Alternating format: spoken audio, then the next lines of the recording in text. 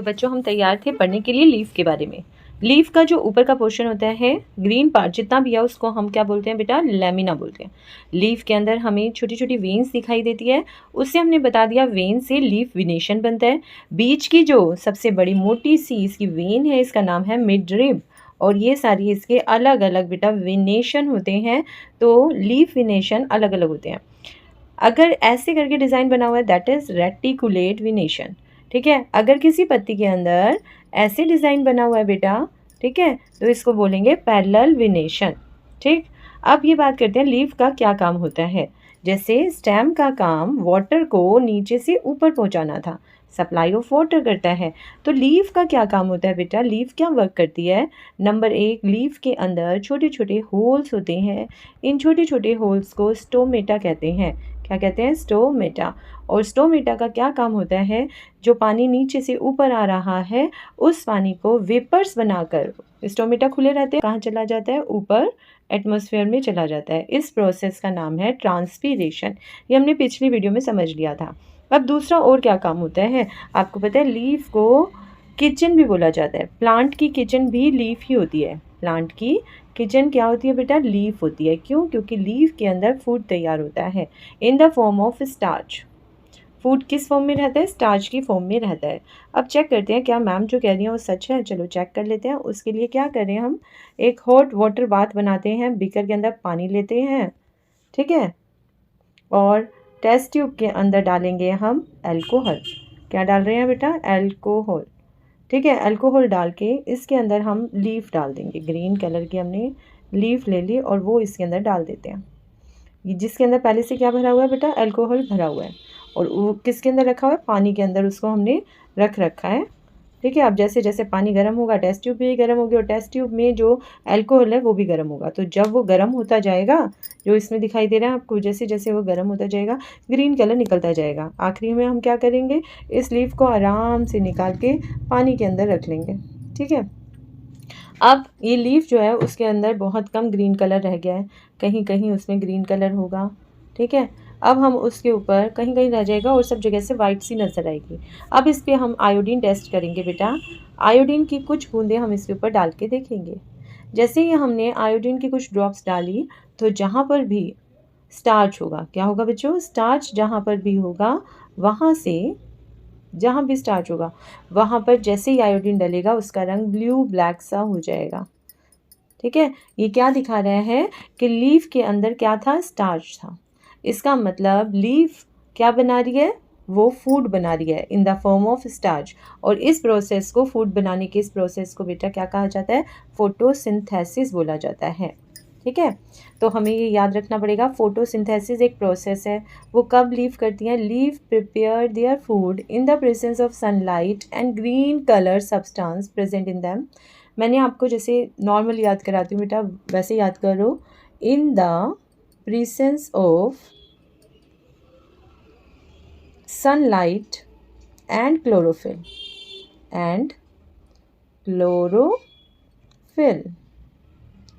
plants make their own food by किससे? by use of water and carbon dioxide. This process is called photosynthesis. I'm repeating again बच्चों, ध्यान से सुनो। in the presence of sunlight and chlorophyll, chlorophyll, green colour को क्या बोलते हैं बेटा? Chlorophyll. In the presence of sunlight and chlorophyll plant make their own food by using water and carbon dioxide. This process is called photosynthesis. Photo मतलब light होता है बेटा, synthesis मतलब बनाना होता है। ठीक है, अब जब ये प्रोसेस करते हैं ना प्लांट्स, तो वो ऑक्सीजन बाहर निकालते हैं। गिवन आउट, क्या चीज़ बाहर निकालते हैं बेटा? ऑक्सीजन। दोबारा सुन लो, क्या निकालते हैं बाहर? ऑक्सीजन। और यूज़ किसका किया था उन्होंने? कार्बन डाइऑक्साइड का प्लांट्स ने यूज़ किया और बाहर निकाली ऑक्सीजन।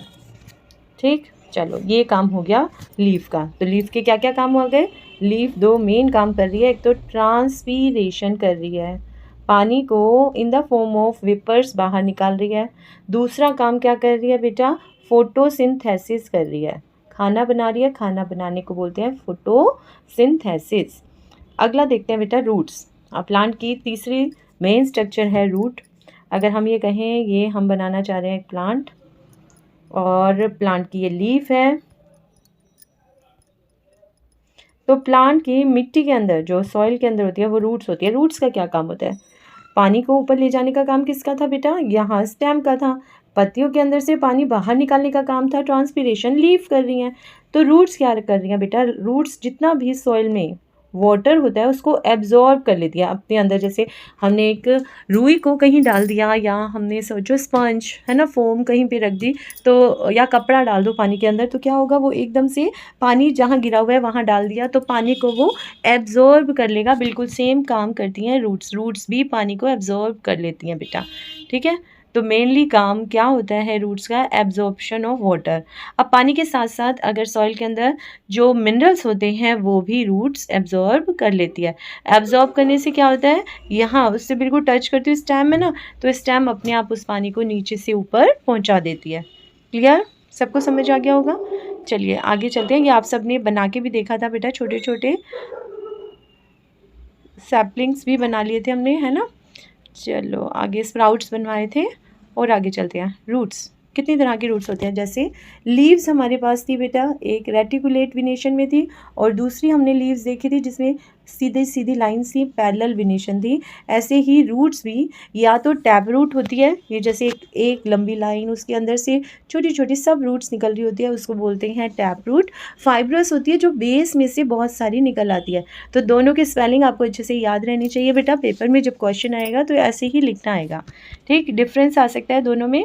तो जिसमें भी फाइब्रस रूट होगी, याद रखोगे फाइब्रस रूट और टैप रूट में अगर डिफरेंस करना आ जाएगा तो आप लिखोगे जिसमें भी, जिस प्लांट में भी फाइब्रस रूट होती है उसके अंदर पैरेलल विनेशन मिलती है। कौन सी विनेशन मिलती है? पैरेलल विनेशन मिलती है, हमेशा याद रखना। उसमें विनेशन पैरेलल होती है और टैप रूट वाले में रेटिकुलेट होती है ना। Leaves have reticulate विनेशन। क्लियर? अच्छा, ये किस में मिलेगी? ये वाली जो फाइब्रस रूट होती है बेटा, ये ग्रास में मिलती है। और जो टैप रूट होती है ये आप किसी भी प्लांट में लिख दो, तुलसी में लिख दो, मनी प्लांट में लिख दो, जो आपका मन करे उसमें लिख सकते हो। ये ज़्यादातर इसमें ही पाई जाती हैं। ज़्यादातर प्लांट्स में टैप रूट ही मिलती हैं, बहुत कम होते हैं जिसमें फाइब्रस रूट मिलती है।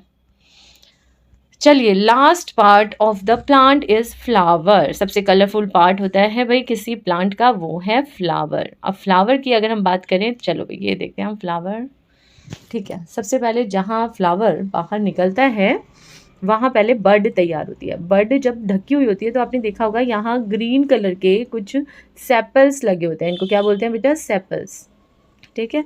तो सबसे पहले नीचे की तरफ आ गए सेपल्स, उसके बाद जो कलरफुल होती हैं उसको हम बोलते हैं पेटल्स। तो ये क्या है? इसकी अलग अलग पेटल्स। चलो पेटल्स के बाद और देखते हैं हम फ्लावर का, और डाइसेक्शन करके देखते हैं और पास से देखते हैं तो हमें क्या मिला भाई। ये है आपका चाइना रोज़, या फिर चाइना रोज़ है, गुड़हल का फूल दिया हुआ है ना बच्चों। हाँ, अब उसको भी हमने अलग करके देखा तो हमने क्या देखा कि एक, अगर हम पेटल्स बीच में से काट लें इस फ्लावर को तो हमें पेटल्स दिखाई दे रही हैं, ओके।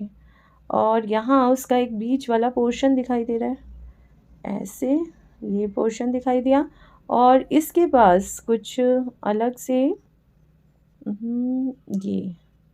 ये कुछ अलग से दो पोर्शन लगे हुए हैं, इधर भी लगे हैं और ऐसे ही इधर भी लगे हैं। तो इसका मतलब बीच वाले पोर्शन का नाम अलग होगा और साइड वाले का अलग होगा। ये इसका फीमेल रिप्रोडक्टिव पार्ट है बेटा। ये तीन बन गए, एक इधर से, कैसे तीन अलग अलग इसके पार्ट बन गए, एक ऊपर से अलग दिख रहा है, बीच की लाइन अलग दिख रही है और ये वाली अलग दिख रही है, ठीक है। ये तीन पार्ट्स हैं फीमेल रिप्रोडक्शन के, मतलब फीमेल रिप्रोडक्टिव पार्ट हैं ये इसके। और ये टू पार्ट्स जो हैं ये मेल के हैं, ठीक है। सबसे ऊपर कौन सा पार्ट होता है बेटा? ये देखो, जो फीमेल रिप्रोडक्टिव पार्ट होता है, याद रखोगे, उसको बोलते हैं बेटा पिस्टल। और जो मेल रिप्रोडक्टिव पार्ट होता है उसको बोलते हैं स्टेमन। इसमें मैन भी दिख रहा है ना, एम है ना, तो इसको याद रखना है। स्टेमन मतलब मैन वाले पार्ट को और पिस्टल मतलब फीमेल वाले पार्ट को, ठीक है। मेल पार्ट को स्टेमन बोला। चलो, अब जो स्टेमन है उसके दो ही पार्ट है, एक है ऊपर वाला पार्ट एंथर और नीचे जो लाइन है उसको बोलते हैं फिलामेंट। फीमेल रिप्रोडक्टिव पार्ट के अंदर हमने क्या देखा? उसके तीन पार्ट्स थे बेटा। सबसे ऊपर यहाँ जो है इसका नाम है स्टिग्मा, इसके बाद यहाँ पतली सी इसकी स्टाइल, और ये क्या है? ओवरी, ठीक है। ओवेरी या ओवरी जो आप बोलना चाहो। उसके अंदर छोटे छोटे ऐसे आपको सीड से जो दिखाई दे रहे हैं, वास्तव में सीड नहीं है, ये क्या है? ओव्यूल है, ओव्यूल या ओवम आप इसको बोल सकते हैं, ठीक है, ओव्यूल्स। क्लियर? बस यही आपका फीमेल रिप्रोडक्टिव पार्ट इसमें दिखाई दे गया और मेल रिप्रोडक्टिव पार्ट दिखाई दिया गया। चलो अब क्वेश्चन आंसर पे जरा ध्यान देते हैं, बड़े आसान है, सारे आपको आते हैं, बहुत आसान। जो ना समझ में आए तो वो आप पूछ सकते हो, नीचे कमेंट बॉक्स में लिख देना। सही करके लिखना है भाई। कौन एब्जॉर्व करता है वाटर? स्टेम एब्जॉर्व करता है, रूट एब्जॉर्व करता है। Leaves hold the plant upright, stem hold the plant upright. Roots conduct water to the leaves, no, stem conduct water to the leaves. The number of petals and sepals in the flower is always equal, ज़रूरी नहीं है ना, may not be equal. If the sepals of the flower are joint then petals are also joint, may not.